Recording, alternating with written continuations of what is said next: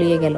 যখন আমার জ্ঞান ফিরল আমি নিজেকে একটা হাসপাতালের বেডে আবিষ্কার করলাম। আর সবচেয়ে ভয়ার্থ ব্যাপার হলো আমার হাত ও পা দুটো বেডের সাথে হ্যান্ডকাপ দিয়ে শক্ত করে বাঁধা।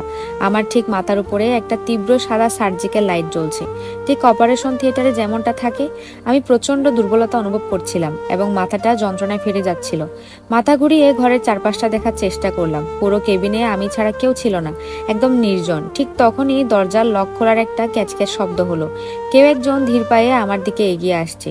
লোকটা যখন উলটপালট চিন্তার অবসান ঘটিয়ে সেই তীব্র আলোর নিচে এসে দাঁড়ালো, আমার কলিজা যেন শুকিয়ে গেল।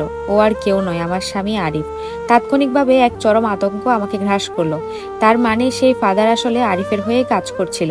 ওরা সবাই একে অপরের সাথে জড়িত। আরিফ আমার দিকে তাকিয়ে বলল, তুমি এভাবে পালাচ্ছিলে কেন রাইসা? আমি ক্ষোভে ও ভয়ে চিৎকার করে উঠলাম, তোমার মতো একটা তান্ত্রিক, একটা খুনি শয়তানের কাছ থেকে আমি পালাবো না তো কার কাছ থেকে পালাবো? তোমার সব চাল ভেস্তে গেছে। আমি তোমার কোনো তন্ত্রমন্ত্রের বলি হতে পারবো না। আমি ওর উপর চড়াই হতেই ও যেন এক মুহূর্তের জন্য জমে গেল এবং চরম বিভ্রান্তি নিয়ে আমার দিকে তাকিয়ে রইল। তারপর ও খুব ধীরে একটা শুকনো কাশি হাসলো। আরিফ বলল, তুমি কি আর কি করছো নাকি সিরিয়াসলি বলছো এসব? তান্ত্রিক বলি? কিসের বলি?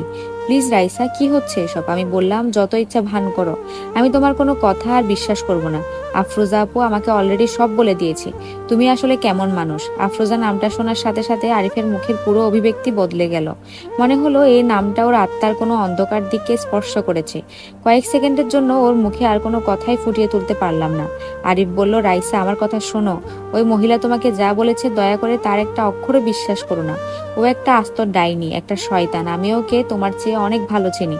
আমি চিৎকার করে বললাম, তাই নাকি? তাহলে আমাদের খাটের নিচে যে কুফরি জাদুটোনা লুকিয়ে রেখেছিলে, ঠিক আমি যেখানে ঘুমাই, তার ব্যাখ্যা কি? কেন তুমি আমার প্রাণের পেছনে লেগেছো? যে ভদ্রলোক আমাকে বাঁচাতে এসেছিল তাকে তুমি মেরে ফেললে। এখন বলো আসল শয়তান কে? আরিফ কিছু একটা বলতে মুখ খুলতে যাবে, ঠিক তখনই পুরো বিল্ডিং জুড়ে একটা বিকট অ্যালার্ম বেজে উঠলো।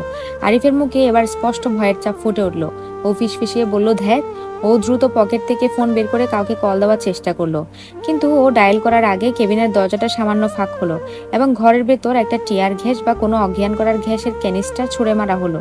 মুহূর্তের মধ্যে সে ধোঁয়াটে গ্যাস পুরো ঘরে ছড়িয়ে পড়লো। আমার দম আটকে আসতে লাগলো। আরিফ সেই গ্যাস ফুসফুসে নেওয়ার কয়েক সেকেন্ডের মধ্যে মেঝেতে ঢলে পড়লো। আমি বাতাসের জন্য ছটফট করছিলাম, গ্যাসের প্রভাবের সাথে লড়াই করার চেষ্টা করছিলাম, কিন্তু সবকিছু বৃথা গেল। ঠিক তখনই মুখে ঘ্যাস মাস্ক পরা কয়েকজন বিশাল দেহী লম্বা চওড়া লোক ঘরের ভেতর জড়গতিতে ঢুকে পড়লো। ওরা খুব দ্রুত আমার হাতের এবং পায়ের হ্যান্ডকাপগুলো খুলে দিল। আমার ঝাপসা হয়ে আসা দৃষ্টির মধ্যে দিয়ে যে লোকগুলো আমি কোনো মতেই দেখতে পাচ্ছিলাম না, সে এমন কিছু একটা বলল যা আমার অচেতন হতে যাওয়া মস্তিষ্কে পুরোপুরি প্রসেস করতে পারছিল না। লোকটা বলল, ম্যাডাম আপনি এখন নিরাপদ, আমরা আপনাকে এখান